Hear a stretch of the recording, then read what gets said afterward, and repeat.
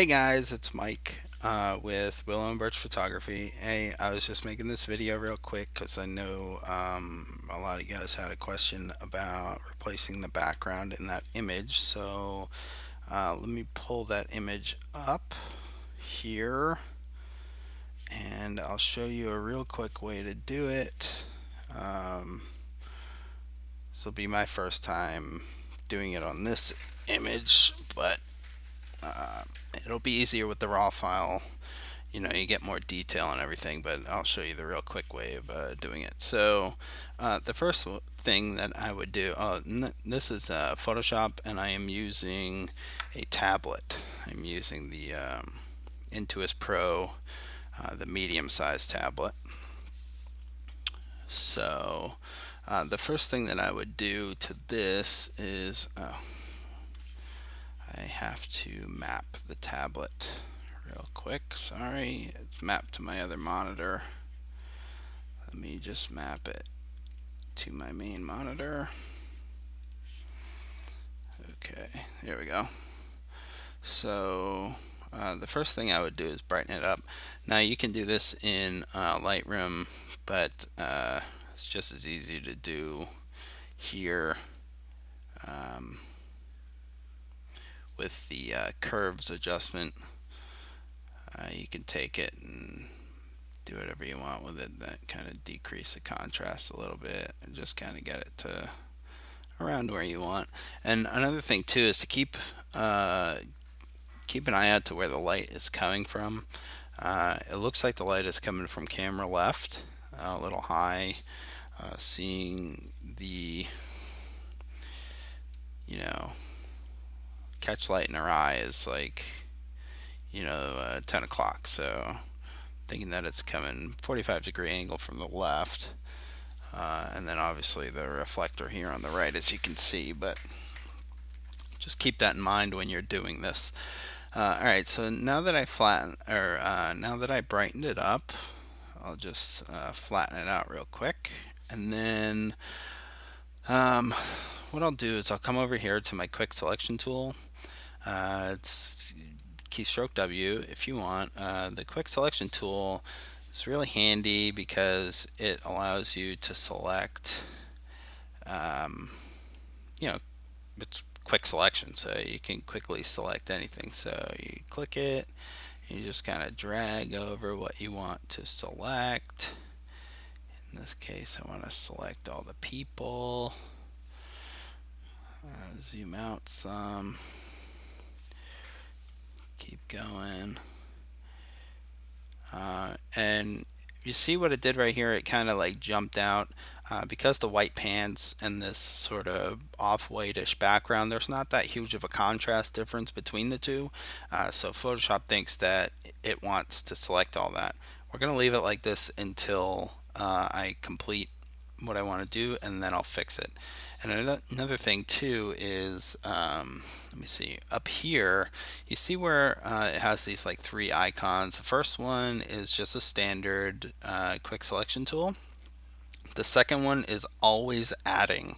So if I were to select and then lift my pen up, or lift my mouse button up, stop clicking my mouse and then start clicking again, it will just add to the selection instead of starting over, which is what this first icon does. The second icon adds to the selection, and then the third icon takes away from the selection. Which you can easily do with the Option key on a Mac or the Alt key on a PC. So continuing, I'm just going to keep adding. I'm going to add. Make sure you get her hair. Add, and then come across to him.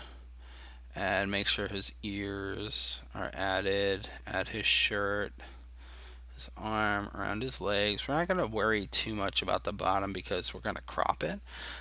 So again, what happened was it selected everything down here. Now we're going to fix that right now. All this extra that we don't need, and this middle part that we don't need either.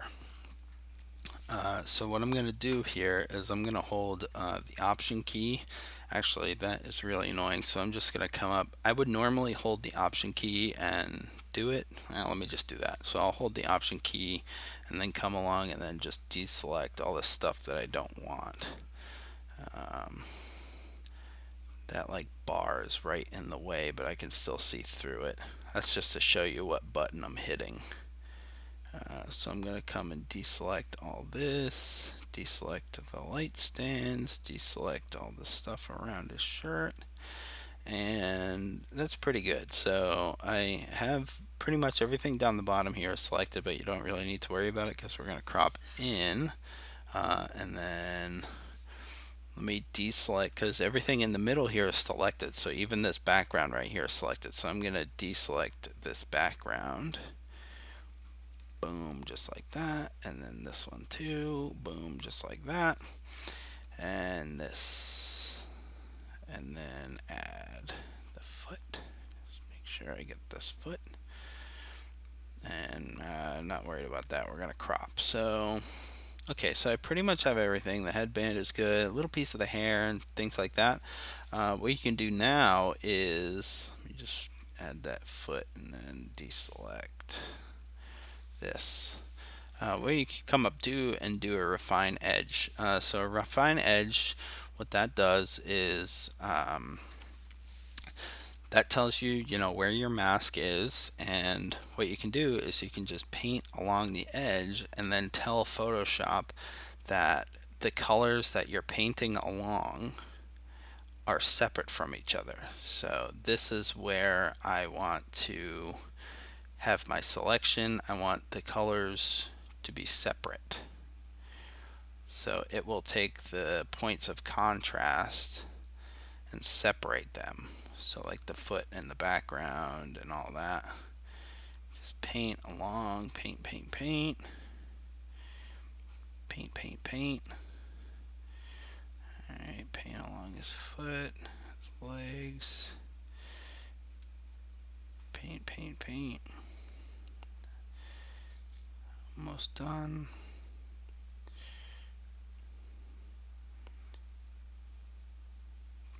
So you're basically telling Photoshop that this color that you're painting along is not what you want in the image. So it will make its selection. As you can see, the leg down here, it kind of has some red in it, which means that Photoshop thinks that some of this leg is part of my selection, which I do not want. If we zoom in here, and again, like I said, if it was Photoshop or if it was the raw file, there would be more detail for Photoshop to select from. So you'll get much better. So make sure this headband is pretty much deselected.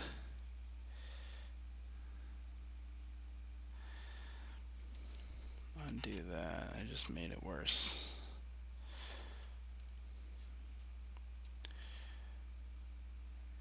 There we go. Yeah. Alright, so that is undone pretty good. Let me see the middle. The middle is alright.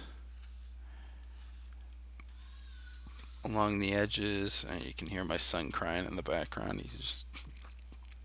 He's hungry. My wife is feeding him.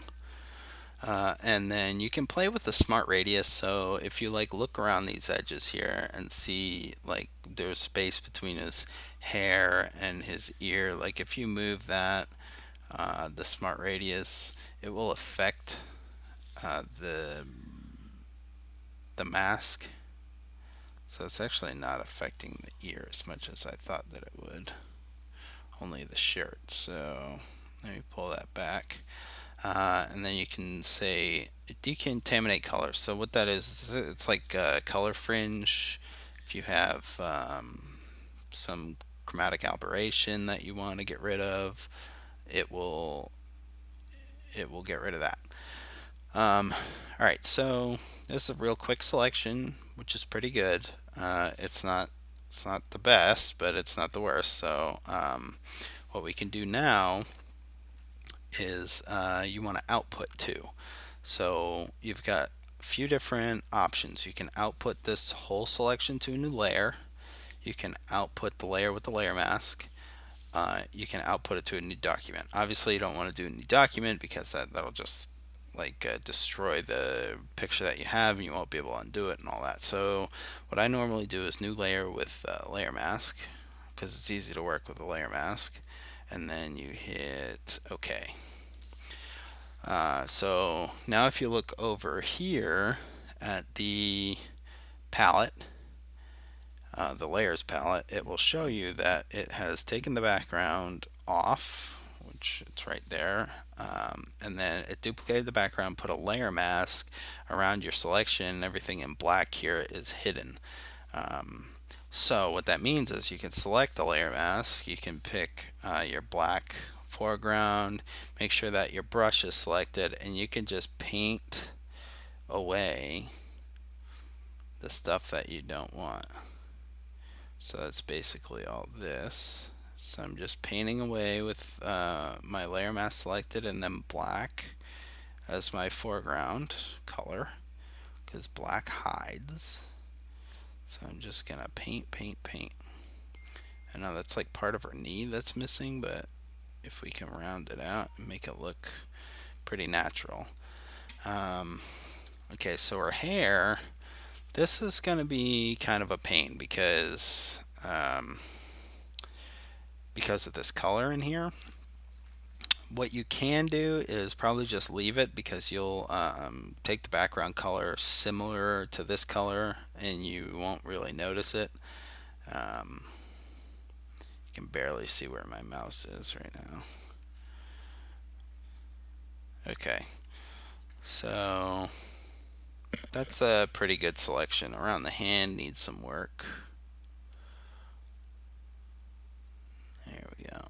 Around the hand, the baby's head is a little messed up, but when you get the raw image, it'll be a lot better. It won't be so pixelated when you zoom in. Okay, so now that I have that, I want to create a new layer. So what I do is hold Command and then New Layer. It puts the layer underneath. If you did not hold Command and you just hit New Layer, it would put it above.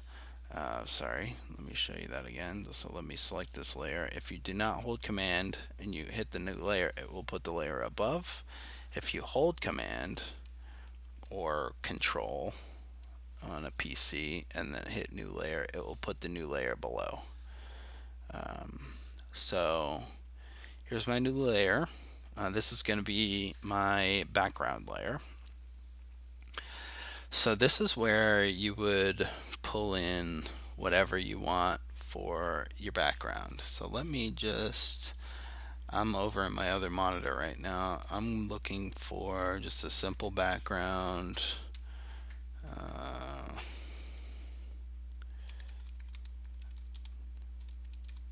So I said tan because of the color that was there before. So I just searched for polka dot tan background, and I know pulling images off Google isn't the isn't the right thing to do, but just for this tutorial I'm going to show you real quick, and then you can get your background layer legitimately and be good with that. So if I did, let me find one that would work. Oh well, here's sort of a chevron one.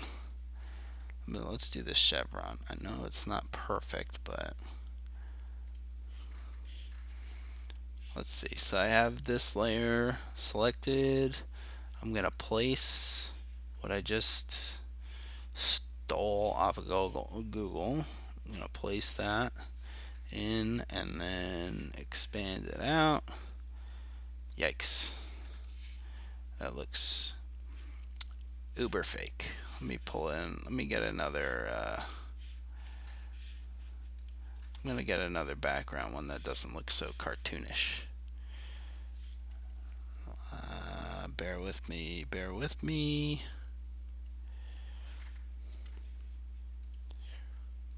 Let me do just tan background.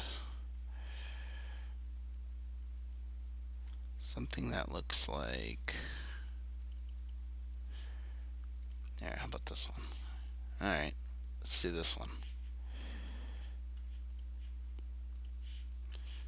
Just gonna do this one. So this is sort of a burnt paper type of background. Boom. Kind of give you an idea of what we want to do. So what we want to do is make this look a little less like I just pasted these people in here. So step one is going to be actually, you know what? We're gonna have to do this first. So before we do that, let's make this a little bit more three-dimensional. So remember the light is coming from camera left. Uh, uh, well, I still have some masking to do on this side. I totally missed it.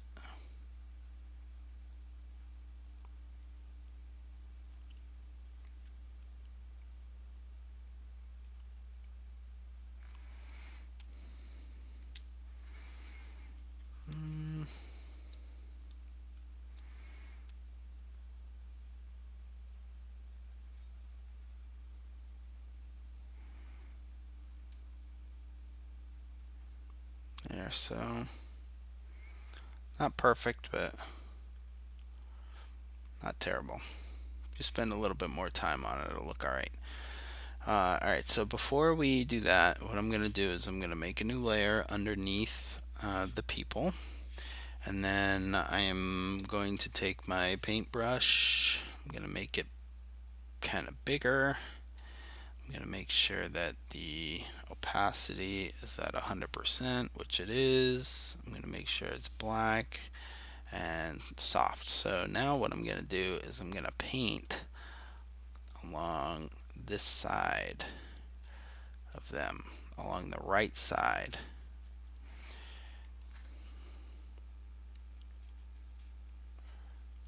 So I'm just doing this.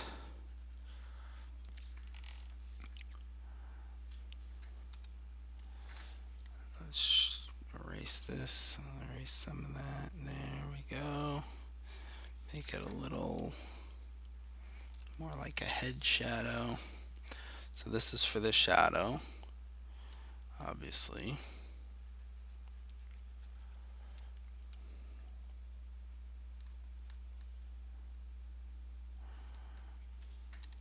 So let me pull that in there, do this.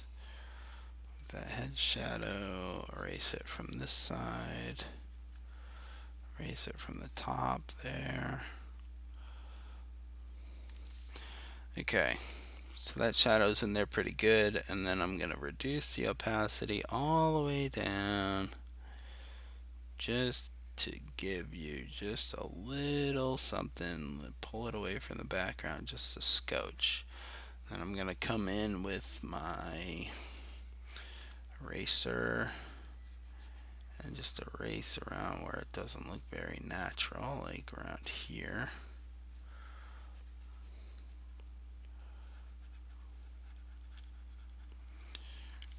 And then around here.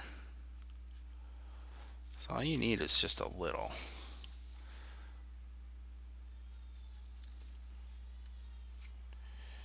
I know you're not supposed to technically have shadow on your background, but in this case I think you want shadow. So let me pull that in just a little bit more. Maybe that's too much. There we go. Like 18%. Pretty good. Okay. So there, I kind of gave you just a little bit of depth. And what you can even do is, let me see what this looks like. So I'm going to bring my brush nice and big. I'm going to do it just literally right behind them. Oh, that's my eraser tool, sorry. Get my brush nice and big. Just right behind them. And lower the opacity. Just to separate them out. And now I'm going to crop. Let me crop to my original ratio.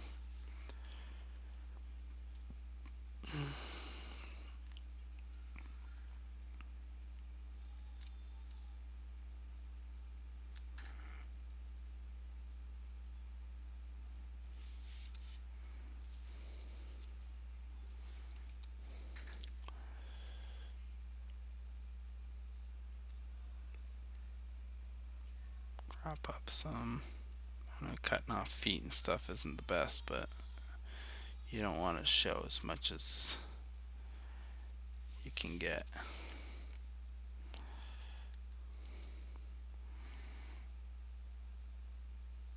And that background really doesn't do you justice, but if you got a decent background, that would all look pretty good.